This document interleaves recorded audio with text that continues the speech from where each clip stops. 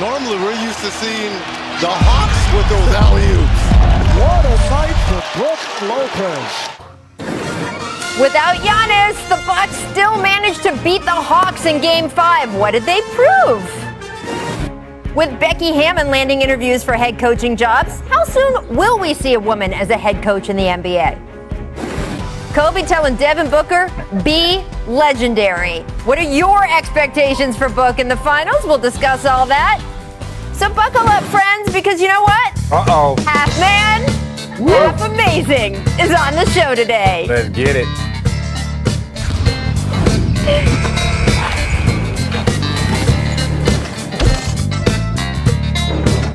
Welcome back to The Jump. I'm Rachel Nichols. Today, my esteemed panel includes 8-time All-Star who played a record 22 seasons. And Vince Carter, I noticed you look good in that Raptors uni, and that was when you weren't playing with Richard. So he looked happier. There's something there. Vince's former teammate, should I just introduce you that way, Richard? Yes, please. Right? That's how I'm known. You used to play with Vince Carter, didn't you? That's what everyone says. Richard Jefferson.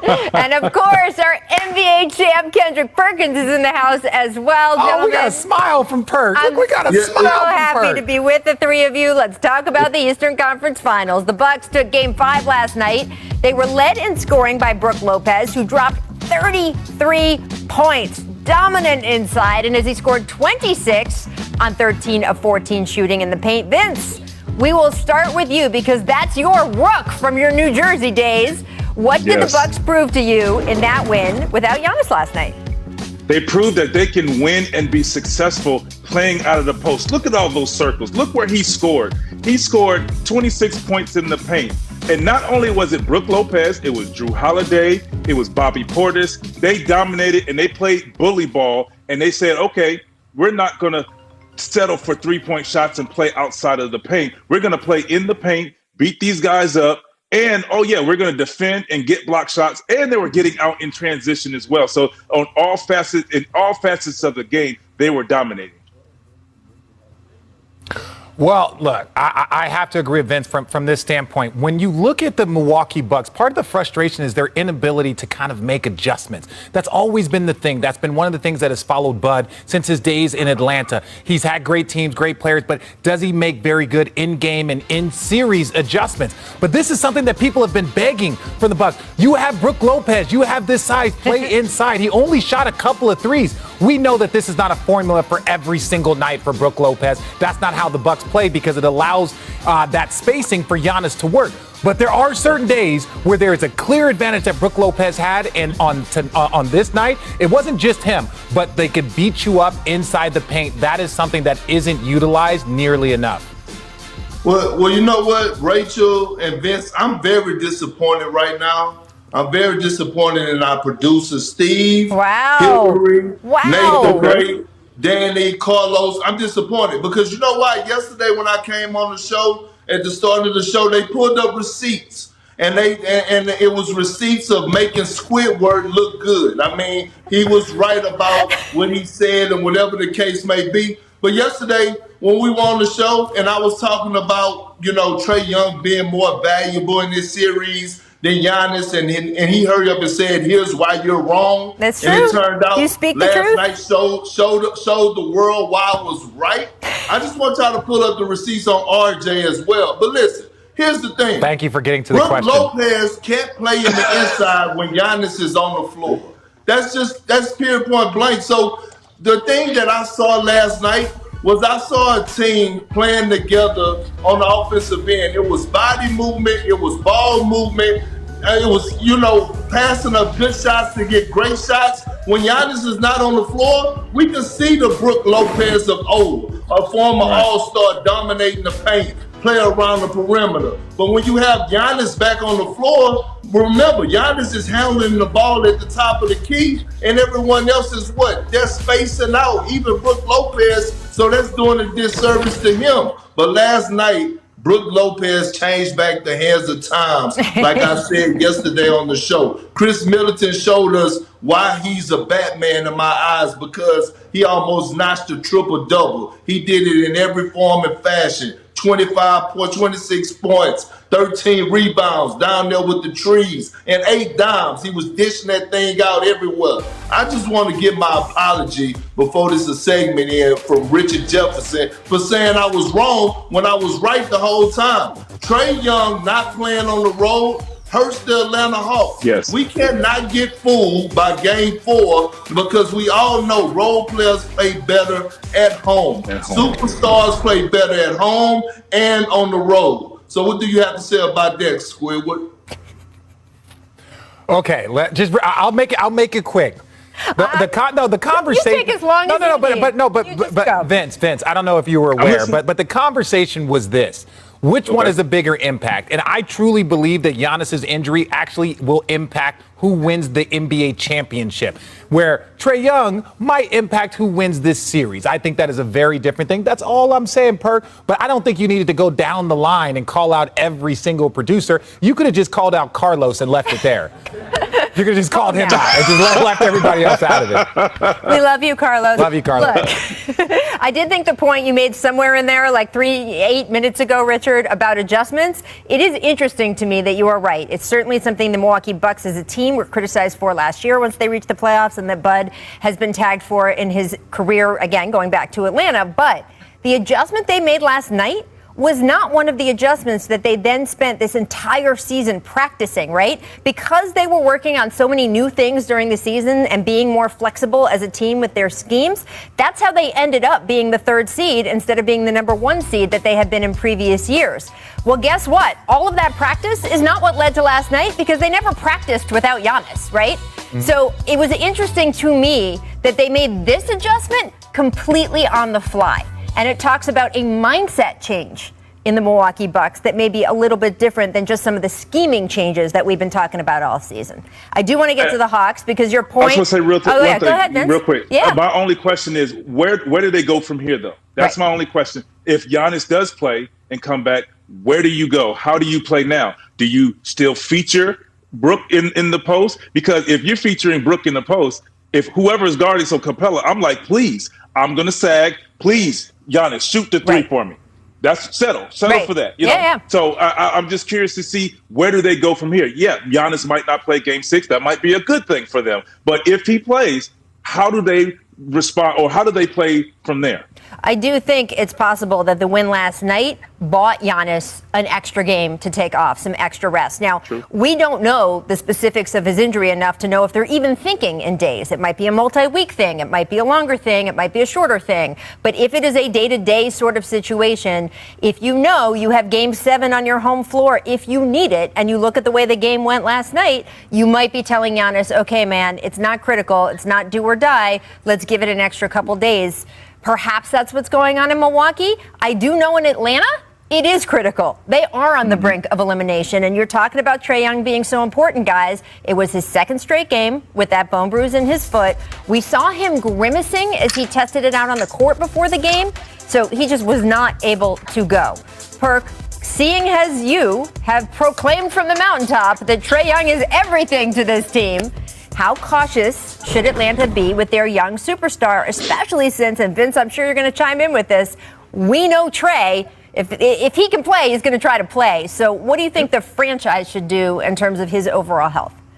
Well, I think they should sit him out for the rest of the postseason. I mean, especially this series, for the simple fact he's 22 years old, right? It's going to be a short turnaround. You don't want to risk anything, any other type of injuries. On top of that, watching him in the pregame and watching him go through the little shoot around or pregame warm-ups, he was in pain. So I don't see a big difference in 48 hours that's going to help the situation. He's still going to be in pain for Game 6 if they test it out. So I will protect this young superstar by all means necessary. Right now, they overachieved, in my opinion. The Hawks have something to build on. They're in the Eastern Conference Finals. Trae Young, this was his coming out party. He put the world on notice. If they lose this series to the Bucks, no one would care. They would still get a Hawks Day flowers along with Trae Young. I would sit him out for the rest of this series. I would say this.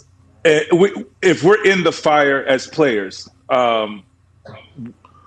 we're that close to an opportunity to play in the finals. You want to see what you can get out of him as the players, out of yourself if you're injured, for Trae Young. So, I say, I understand what you're saying, Perkins, sitting him down. But my thing is, let's just see what 48 hours does for him. That's all I'm saying.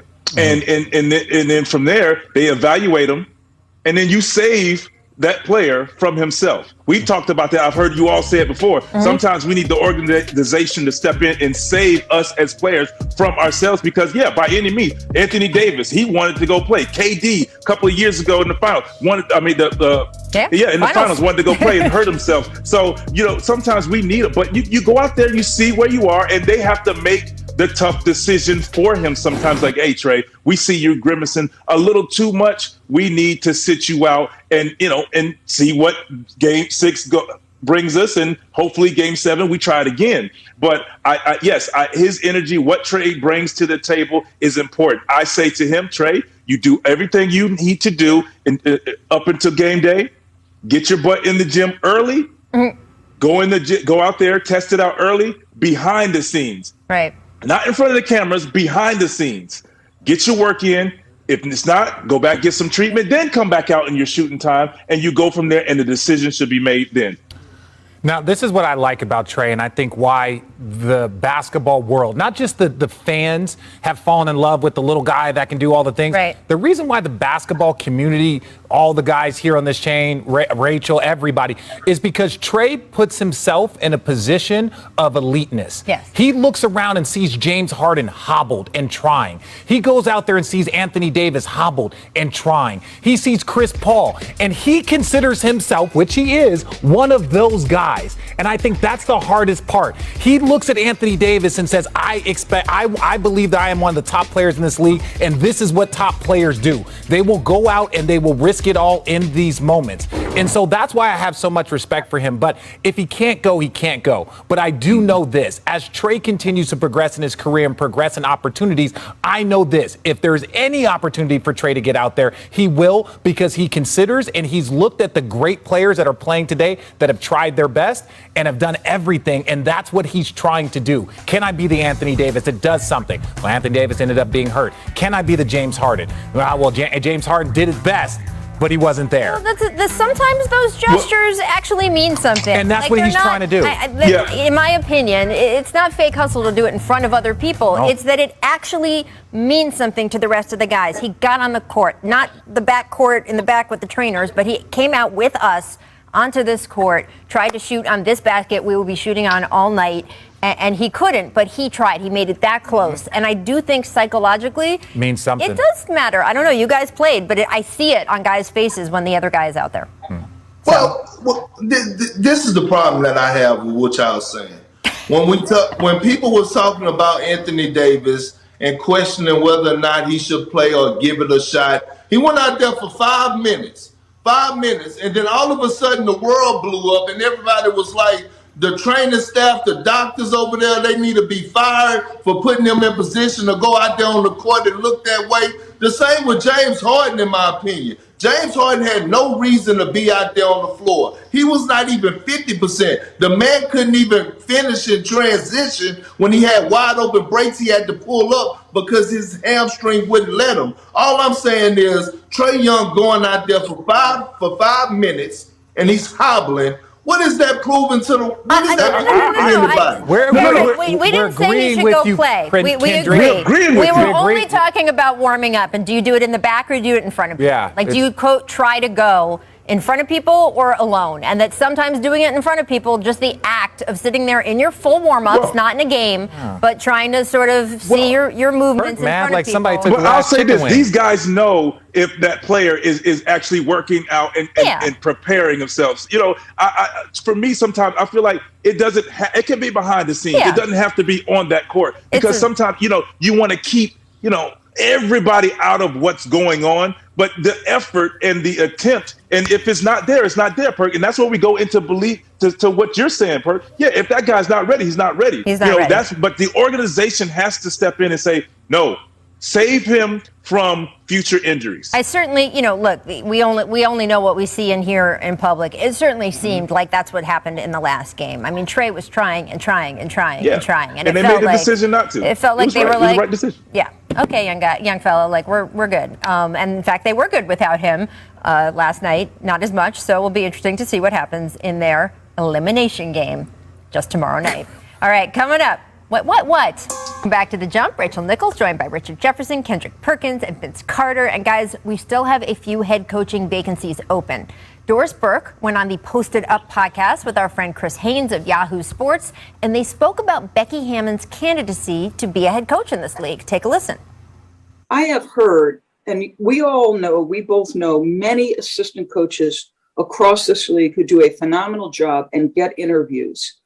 And in the process, not one time have I ever heard when somebody, and I won't mention a specific name because I can't even bring one instance to bear here, where I've heard ex-assistant coach didn't get the job where the likability and the work ethic was in play for an assistant coach. Not one time have I ever heard that. So why were Becky Hammon's candidacy was in play? Did we hear about her likability? I've just never heard that. We've heard it as it relates to players in terms of like James Harden, a little bit now Luka Doncic. Do people want to play with him? We've heard relationship situations, where perhaps in a head coaching situation, Rick Carlisle didn't get along with Luka. If you're going to evaluate a woman, evaluate her to the same standards that you are evaluating your male candidacy.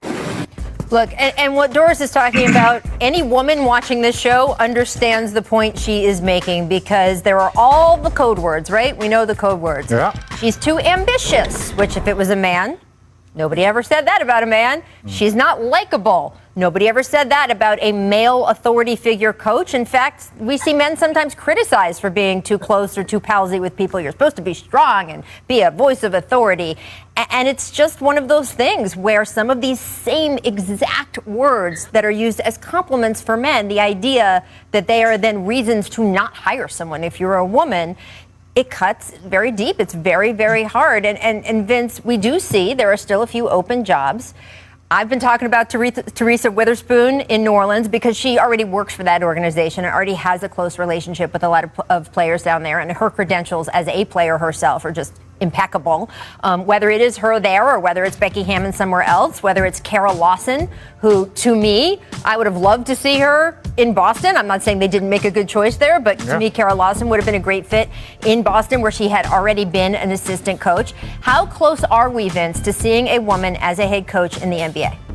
Well, I'm going to say this first. I've got the opportunity to talk with, and I know Teresa Witherspoon. She demands and commands a locker room. Amen. So they're going to listen. She's not afraid of anyone, and she'll get in your face. It's nothing. I mean, she's not afraid, and I think players will benefit from her. But I think we're close. We've gone from in the last 10 years to not even talking about a female having the option to get an interview to where we are now. And all Becky Hammon is doing is breaking down barriers and kicking the door down. And she will have that opportunity sooner than later because she does a great job. Popovich, one thing I love about Popovich is he will sacrifice the double technical thrown out to give his coaching staff an opportunity to grow and be in that number one position. And you've seen her command and take control of that team when she had that opportunity, just like she did in Summer League. So shouts out to Greg Popovich first and foremost for doing that for his players. He did it for Jacque Vaughn, and you see Jacque Vaughn got a job. I think she was going to get that opportunity sooner than later.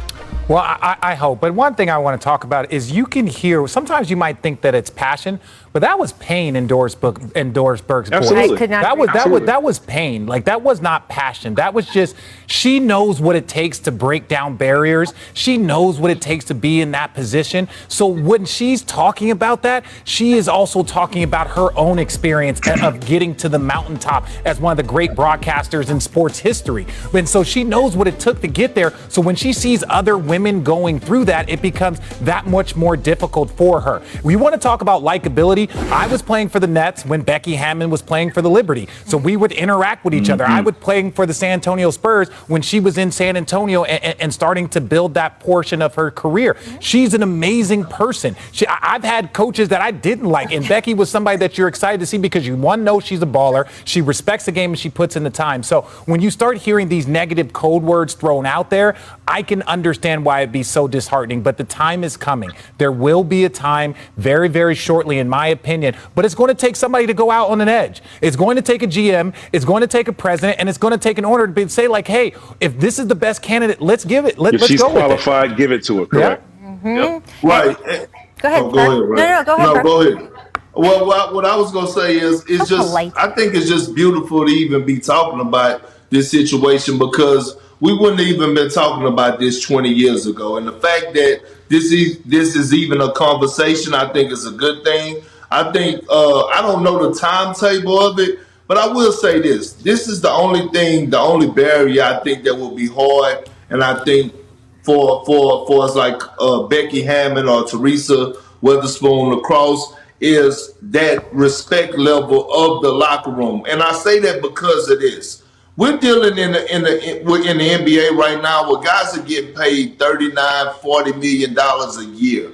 Guys are like, alphas and divas, right? We're dealing with NBA guys that are actually divas of franchises. And so with that being said, it's hard for males to demand respect in a locker room right now in the NBA. And I'm not saying a woman can't, but I think the way that coaches searches and coaching hires are going about when GMs and front offices are actually indulging and talking with their franchise players, it's going to have to be a franchise guy or the two franchise players of that organization endorse a woman heavily and say, we want her as our head coach, where it puts ownership on the organization and the organization in whole to say, they want her, we're going to hire her. That's exactly right, Perk, and I think that will eventually happen. It'll just be interesting to see where. I do want to say before we move on, and we will, to what's going on in Dallas, but I'm watching those pictures and the video of Becky next to Coach Pop.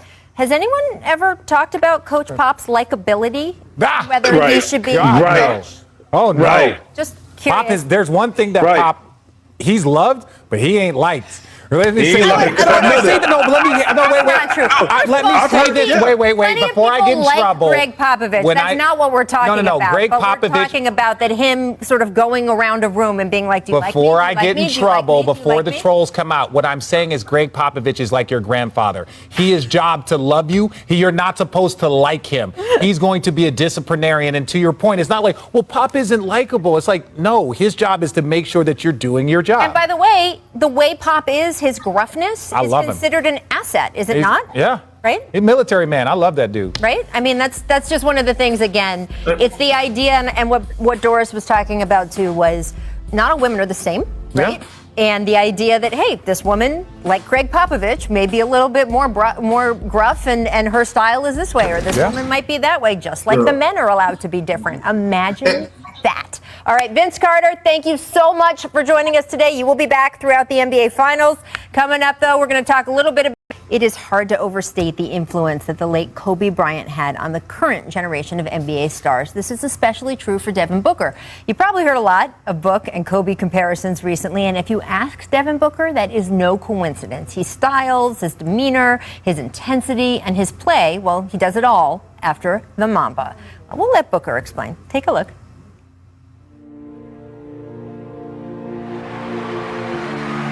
Here's Booker from deep. Wow. Kobe, he's got it. Booker, tough shot. Oh, drains him. We had a short conversation on the court, and then he left me with, meet me in the back. Let's chop it up for a little bit. Dream come true for Devin Booker to meet his hero, Kobe Bryant. I thought it was going to be a 2 to 3 minute convo, and ended up being 15 to 20 minutes post-game. And that's when he signed the shoes to me. One shoe said, to the young one. The next one was, to Book, be legendary. I got be legendary tatted on my arm. That's something that Kobe left me with. Booker for three. It's good. Booker falling away. Got it again. It's a Booker bonanza. He also told me what I'm gonna have to do to become legendary. It's a constant pursuit. You have goals, you know the steps it takes to get there, and you can't shortcut any of them. That was the thing with Kobe. This is what I have to do to get that. Well, I'm gonna check off every box. Devin Booker on fire. That keeps you going, that keeps you driven every day. The days you don't feel like you have it, I look at my arm, I see it tatted on me, I'm like, well, it's time to get it today. I don't care how you feel, Book. You gotta be legendary today. Legendary stuff indeed from Devin Booker. I am here with Richard Jefferson, Kendrick Perkins. Guys, I'm sure you see the Booker and Kobe similarities, and now Book is on the biggest stage possible. Starting with Perk, what are your expectations for him in the finals? To continue to be great and to continue to be legendary. Here it is, right, Rachel? We already know that he can score with the best of them. You can drop him off anywhere in America, he's going to get buckets. That's what he do. But watching the Game 6 against the Clippers, what showed me that Booker is ready for the moment was growth. Battling through the adversity of going against Patrick Beverly, one of the pesky defenders in the NBA today, but also watching how the Clippers had picked on him all series long on the defensive side of things. And I thought Game 6 was his best defensive game. He stayed out of foul trouble, he guarded well, and then in the timeout, when he went to the huddle, it wasn't Chris Paul speaking, it wasn't Monty Williams speaking, it was Devin Booker being the leader in that huddle. So with all that said, I think he's going to continue to shine. He's going to continue to make Kobe proud. And the finals is just another stepping stone for him to show the world how great of a young star that this guy really is. And, you know, what I like about the whole connection there and the be legendary, and Perk knows this, you know, Vince was just here.